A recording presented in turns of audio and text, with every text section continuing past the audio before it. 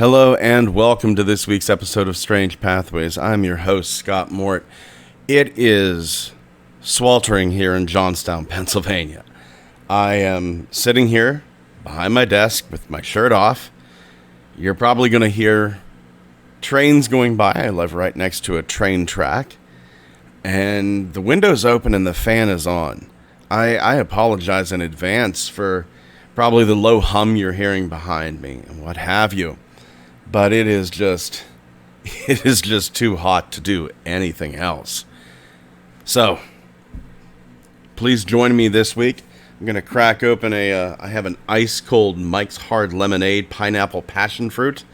And we're going to get on with the show. Our first tale comes to us from the amazing phantomsandmonsters.com. Lon Strickler does just an absolutely stellar job of cattling all manner of Fortean phenomena. Now, Lon recently got a story from Steve Isdall. Steve had been contacted by a man named Luke.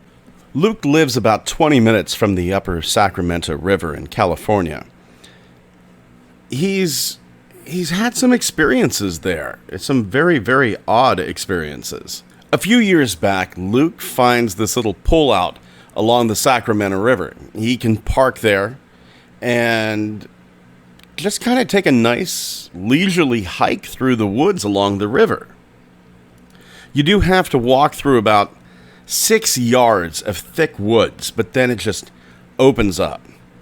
Luke's in the habit of taking his dogs down there a few times every week, once the weather warms up. Oh, I know that.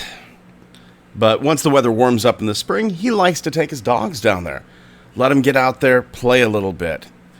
It's not totally private. He has run into a few people there before, but Luke tends to avoid the weekends, and that means he usually gets the place to himself. Luke starts to notice something, though. He starts to notice that the rocks around here are very beautiful, and he starts collecting them.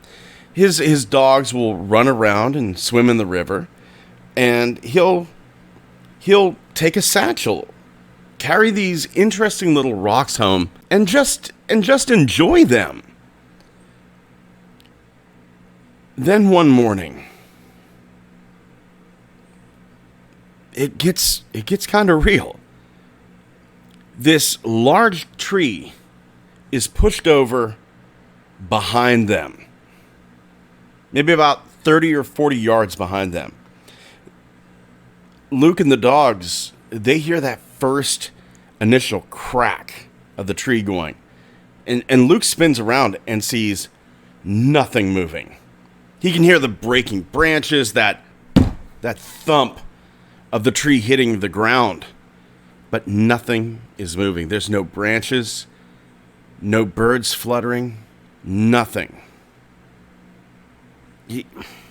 He can't rationalize it. He should be close enough to see this, but he's not seeing anything. But Luke, he does what we all do. He goes, that was odd, but it's not paranormal, and he lets it go. A few weeks later, he goes once again to this little secluded area. He pulls his truck off the road. He walks around to let his dogs out. And he sees a stack of rocks about 15 inches high. They're flat, not really that big. The biggest rock, the one on the bottom, was about as wide as a soda can. He touches them, barely touches them, and they all tumble. He said it was so delicate a breeze could have knocked it over, but then again, he sits back and goes, well, people stack rocks. This is odd, but not paranormal. Fast forward 1 week, Luke's back out there again. And this time, he and the dogs have the place to themselves.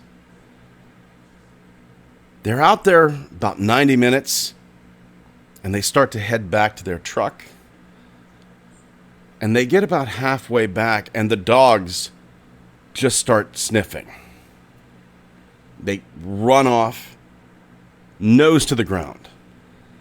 Luke finally catches up to them, and right there, in the middle of the trail, are 50 rocks. They're all similar in size and shape, but they're placed in a grid pattern, evenly spaced. They're all about 3 inches apart in a perfect square. There was nobody there. There were no cars parked. Whenever they got there, they walk out. There's no cars there. Luke decides, I'm going to take a picture. I don't have my phone with. I left my phone at home, but I'm coming back tomorrow. So he gets the phone. He comes back the next day. The rocks are gone. Now, they're not scattered. They're not kicked up off the trail. They're gone. Picked up, taken. The next week, Luke and his dogs are doing the usual. They're in the clearing again. It's hot. It's just sweltering hot. The dogs and Luke, they're sitting in the shade of some willows along the bank of the river. And then they start to hear the whoop, whoop, whoop, whoop, whoop, whoop. Helicopter blades off in the distance. Now, we all hear helicopters. I live very close to the hospital here in Johnstown, so it's not unusual to see the helicopter flying in a patient. I actually live very close to the military base, the Air Force base here in Johnstown. So it's not even unusual for me to see military helicopters. So he doesn't think too much of this. But that whoop, whoop, whoop, whoop, that blade sound, it's getting closer. It's getting louder. He's thinking to himself, this thing is low. And a minute later, the helicopter comes around the bend of the river. It's only about 20 feet off the river. And he gets parallel with Luke and the dogs. The helicopter is so close that Luke can feel the whoosh of the wind off the blades. This helicopter, like the Life Flight 1, is blue and white here in Johnstown.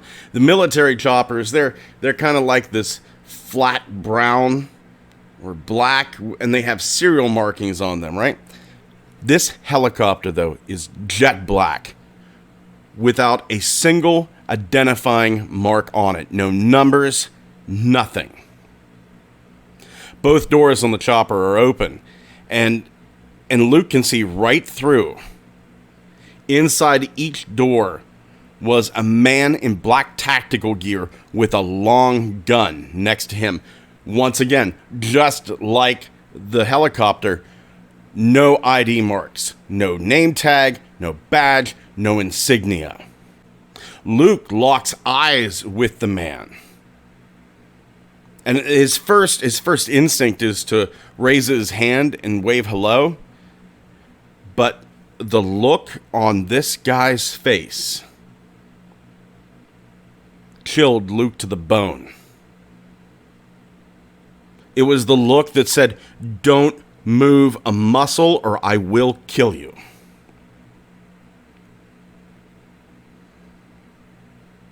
That's the last thing that we've heard from Luke. Whether it's continued, whether Luke's decided, nope, not going back to there, and honestly, who can blame him? Whether he continues to go out there with his dogs, whether the odd stuff. And here's the thing. Here's what fascinates me about this. None of this can really be called paranormal. Trees fall. Rocks get stacked by people. People place rocks in grid patterns. Choppers exist. It's just all really, really, really odd. So whether Luke's gone back or not, I don't know. Whether the oddness has ramped up or fallen off or continues as is, I don't know. But I would love to hear more. Our second tale involves Salt Lake City. More to the point, Crossroads Mall in downtown Salt Lake City. There's a young man. His name's Peter. And he had just been hired on as a security guard in the Crossroads Mall. Now, Peter had learned that the construction workers digging the lower levels of the mall where the Crossroads Cinema is now, well, the rumor was that they'd broken into some underground tunnels. And a few of the construction workers didn't come back. This absolutely fascinates Pete. So he starts to talk to a few of his fellow security guards. He says, "Hey, I would love to go down and explore these tunnels." And the other security guard, who had been there a while, looks at Pete and goes, "We're not going to do that. We're going to go down there and we're going to end up running into some damn lizard men." Now, Pete kind of laughs at this, but the other security guard, he's not laughing back. This other security guard is dead serious. It's not just that story, though. There's another Salt Lake City resident, John Todd. He was walking to the Crossroads Plaza, and he finds that construction area, again, in the lowest level. There was this pit tunnel cordoned off by construction tape, and Mr. Todd goes, "I want to get a closer look." He walks past the barrier and looks down, and this construction worker appears and tells him, "Get out! Get out! Leave right now!" And that's totally reasonable. Nobody wants somebody to die because they're curious about looking into a big hole. Mr. Todd, though, he says, "Hey, I'm sorry. I'm sorry. I was curious." And he ends up becoming somewhat friends with this construction worker who yelled at him. They're kind of sitting down together. This construction worker says, "Yeah, we broke into some tunnels about 5 days ago. One of the workers went through the tunnels to explore it, but he hasn't been back in 5 days. 5 days. He's gone. We're kind of stressed." Going back to that first story, though, with Peter, the security guard, a little time passes, and he ends up getting his brother-in-law, Robert, a job as a security guard. So Robert, he ends up realizing something strange is going on. Ladies and gentlemen, my cat Wilford wants some attention. I apologize. So Robert ends up realizing something odd is going on. Robert's kind of a fan of the unusual as well. He's into like the stories of Bob Lazar. He's into George Knapp. He's really into the story of Thomas Costello, a Dulce-based security officer who claimed that he worked with reptilians in this underground military base in Dulce, New Mexico. One night at the Crossroads Mall, though, Robert and Peter are working together, and there's a bomb threat. Robert and Peter, they start to investigate. And it seems like everything's going well. It seems like it's just a false scare. Robert and Pete look at each other and go, this is a good opportunity. We can use this as an excuse to explore these tunnels. They enter that sub-basement. Now, normally, these two men, they would have no business entering the sub-basement, but they do. They can use the excuse, we were looking for the bomb. Who knows where it could be? They descended 3 levels below the lowest part of the mall. And they come out in a long hallway leading north. They get to the far end of the hall, and there's these 2 ancient-looking doors.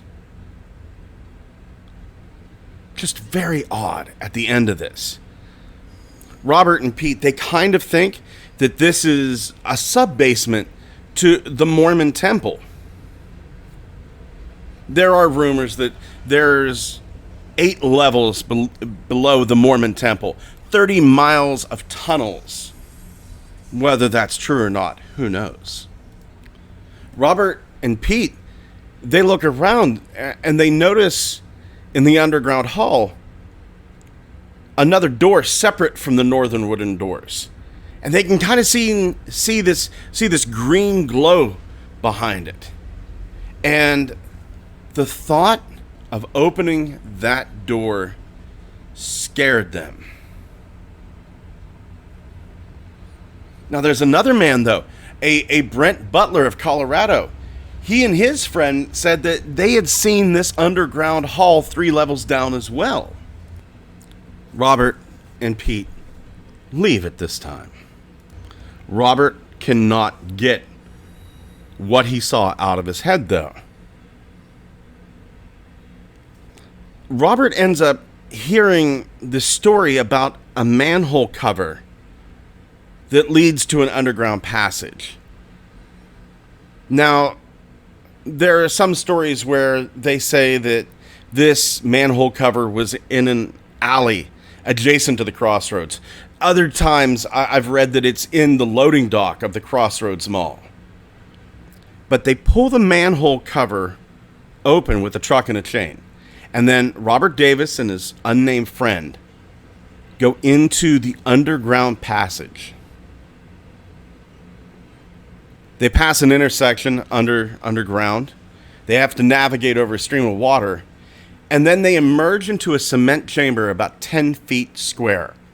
In the floor, there's a metallic trap door, which can only be opened from above. So they open this. They're very careful to leave that door open. Below them was a cement cubicle. Looked exactly like the one that they were in. And another trap door. And then a third room below that. This third room has a long tunnel leading north. The men take it and they go to a door. They open the door just a little bit. And they see an underground chamber around the size of a football field, about 300 feet long. And they see 2 men in suits carrying Uzi machine guns pacing back and forth. They get the heck out of there.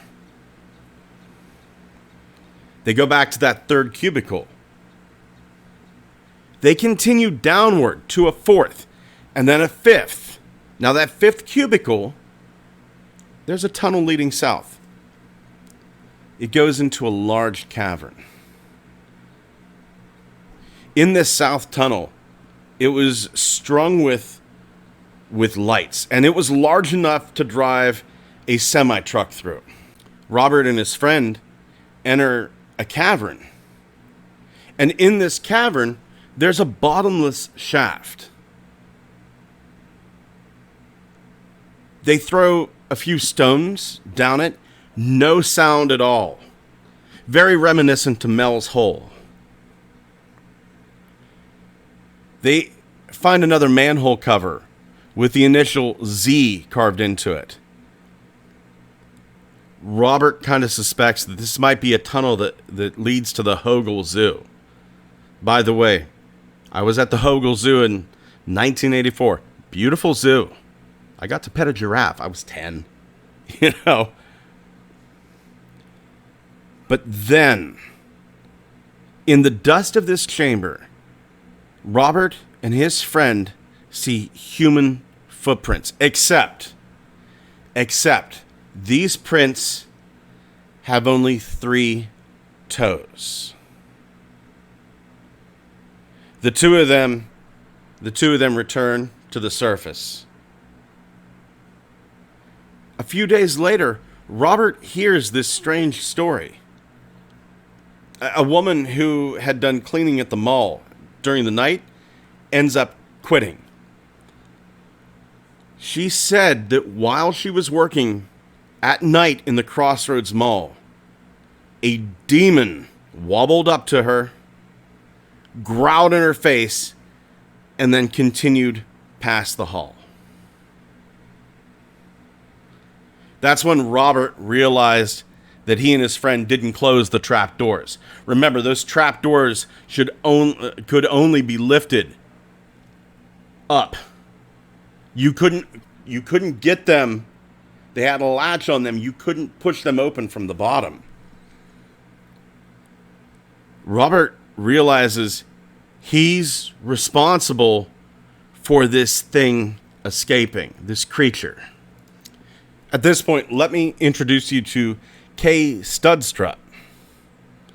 Now, Kay, she claims to be part of a hybrid program. She says that she had a photographic memory as a teen, and then she began to get abducted. And then after that, she had nothing but memory problems. Kay believes that these aliens were disarming her. That her memory, that photographic memory, could be used as a weapon towards them. Kay was a threat, and they disarmed her. Kay does believe that she's a hybrid. And supposedly, Kay has lower legs that are very scaly. Now, Kay herself, she claims to have seen reptilian shapeshifters near the Crossroads Mall at a Nordstrom store. She describes these imposters as tall, lanky, blonde, modern bowl haircuts. Neither of them had any blemishes whatsoever. Very Men in Black-esque. I would be curious if any of my listeners from Salt Lake City who regularly go to the Crossroads Mall, if you've seen anything unusual there, have you heard rumors? Have you heard stories? Have you had encounters? Please leave a comment in the YouTube section down below. Get in touch with me at strangepathwaysmail@gmail.com. I would love to hear your stories. I guess that you probably won't have any recent stories, seeing as the Crossroads Mall closed in 2007. Our last tale comes to us from Reddit. This is a post from Reddit user BlendX3 from about a year ago. Now, BlendX3 had a sister. My heart goes out to you. I lost my sister just a few months after I lost my mom.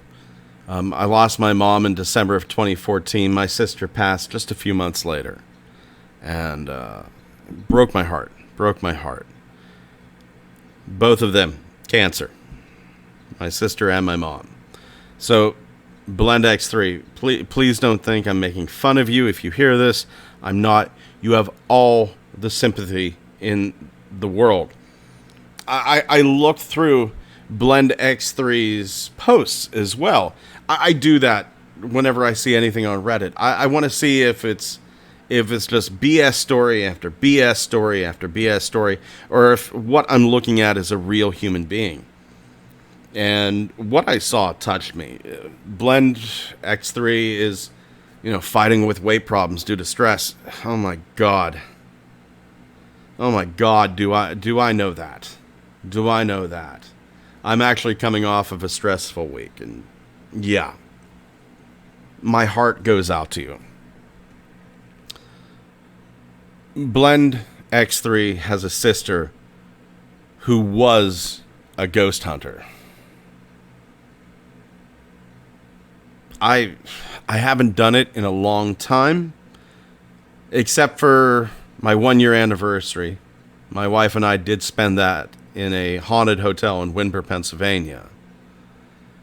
But I haven't done any real ghost hunting in a long time. Blend X3 sister, the ghost hunter, was also an addict. She had died of an overdose. Now this was her baby sister, and she loved her, and she wanted to have a real relationship and have a real sister. And once again, I'm estranged from 2 brothers and another sister. I know what that's like too. A few weeks before her sister passes away, Blend X3's mother calls her and said, "Lock all the doors. If your sister comes to the house, call 911. Their mother never told them why. They were all terrified of her. They were scared of her. Once again, I know what that's like too. I know what that's like too. It goes about 7 weeks past the sister passing away. And other than kind of seeing stuff out of the corner of her eye, a set of keys going missing, Blend X3 never really feels her sister's presence. Then she meets up with her sister's ex at the cemetery. Now, her sister's ex-boyfriend said that his current girlfriend saw something trying to wake him up the night Blend X3's sister died. Whenever this something saw that it was being watched, it backed away and disappeared. The night before he went to the cemetery and met Blend X3 there, a bowl exploded while his daughter was making dinner. Now, the current girlfriend, ever since the sister died, she felt something in the house. And that night, even though she didn't know that the sister had died, she thought what that thing trying to wake her boyfriend up was the sister. Blend was having a really hard time with her passing, started seeing a therapist. I did the same thing after my mother and sister passed. A therapist helps. I actually did EMDR therapy. We're eventually going to do an episode on EMDR, which is amazing. Absolutely amazing. So we will talk about that in the future. So Blend X3, she starts seeing therapy. She starts to feel a little bit better.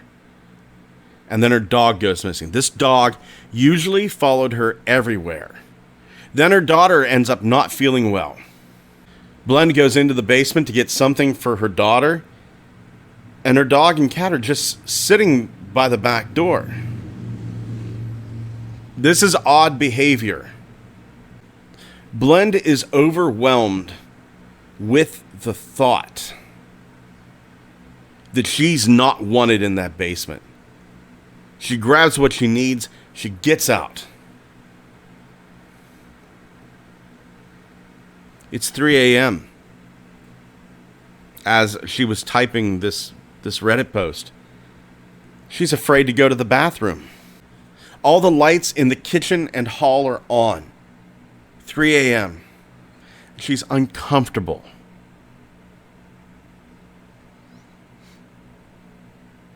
There are two things going on here. Either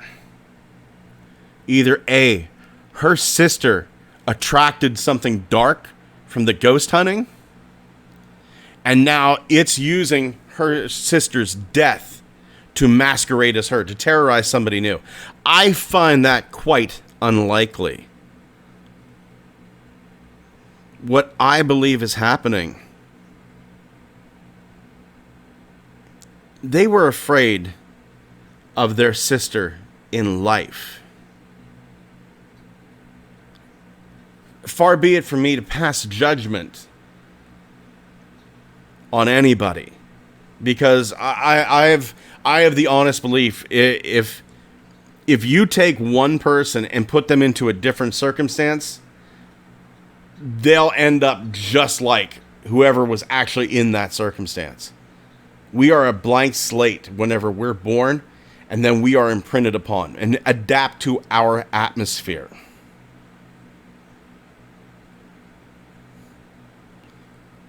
Just because you die doesn't mean the cravings stop.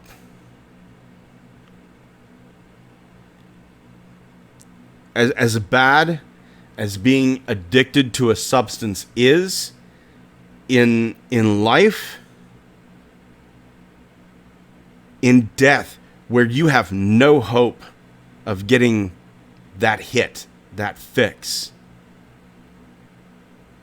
it must feel like hell. It's rough.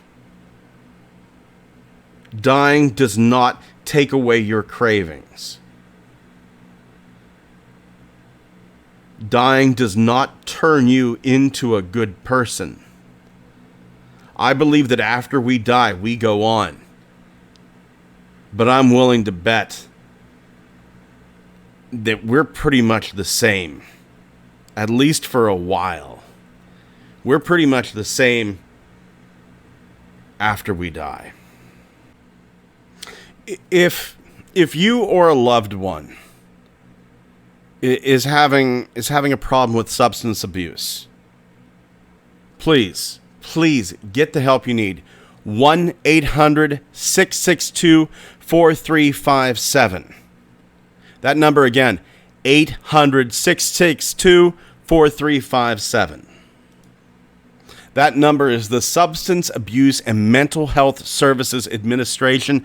They are free, confidential. They are on the phones 24/7, 365 days a year in English and Spanish. And it's not just for people who are suffering for it. It's for their families. It's for their families, because if you have somebody in your family, even though you're not the one with the substance problem, it is still affecting you. It is still affecting you. That number one more time, 1-800-662-HELP. 1-800-662-4357. Get the help you need. There are people out there that want to help you. And it's not too late. It's not too late to get that help you need. If you can hear me, it's not too late. Thank you for joining us again on Strange Pathways. Head on over to our Twitter, Pathways Strange. TikTok is at Strange Pathways Podcast. Wow, what a week we've had on TikTok. One of the TikTok videos about the trilobite footprint fossil went over 70 100,000 views. I know that isn't a lot to some. It was a lot to me. It was surprising. And I want to thank all of you for looking at that. Instagram, Strange Pathways Podcast, Facebook. We're going to have some images on the Facebook dealing with the cases we talked about today. You can also email us at strangepathwaysmail@gmail.com. Thank you once again for joining us this week. Take care of yourselves and each other.